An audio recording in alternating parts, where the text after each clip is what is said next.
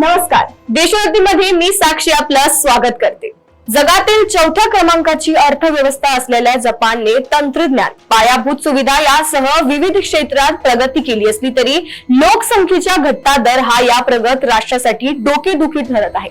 जपानचा जन्मदर आता नव्या नीचांकी पातळीवर पोहोचला असून काही वर्षांत जपानमध्ये केवळ एकच किशोरवयीन असेल असा इशारा तज्ञांनी दिला आहे।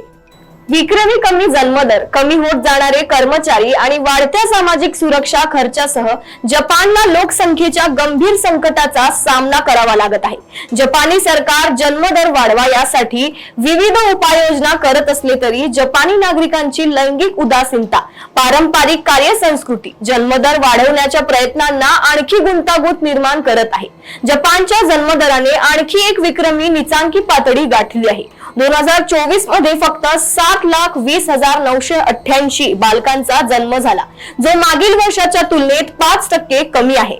आरोग्य मंत्रालयाच्या म्हणण्यानुसार घसरणीचे हे सलग 9वे वर्ष आहे।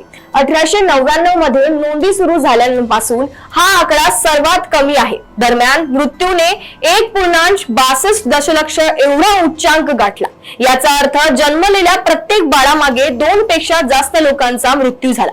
ही वेगाने होणारी लोकसंख्या घट जपानसाठी अस्तित्वाचे आव्हान आहे। वाढती वयोवृद्ध लोकसंख्या आणि कामगारांची संख्या मात्र कमी यांमुळे सामाजिक सुरक्षा प्रणालीवरील ताण अधिक तीव्र होत आहे। तोहोको विद्यापीठातील प्राध्यापक हिरोशी योशिदा यांनी आजपासून 695 वर्षांनंतर मुलांची संख्या फक्त 1वर येईल असा अंदाज व्यक्त केला आहे। नव्या आर्थिक वर्षासाठी जपानने सामाजिक सुरक्षेसाठी $253 अब्ज तरतूद केली आहे। केवळ एका दशकात त्यात सुमारे 20% वाढ झाली। वृद्धांच्या अधिक संख्येमुळे निवृत्ती वेतन प्रणालीवरही ताण वाढत आहे, कारण योगदानकर्त्यांच्या कमी संख्या आणि प्राप्तकर्ते अधिक यांमुळे निवृत्ती वेतन प्रणालीचा बोजवारा उडाला आहे। गेल्या 20 वर्षात योगदानकर्त्यांमध्ये 3 दशलक्ष घट झाली आहे, तर प्राप्तकर्त्यांमध्ये 40% वाढ झाली आहे। अशाच बातम्या जाणून घेण्यासाठी बघत रहा देशोन्नती। नमस्कार।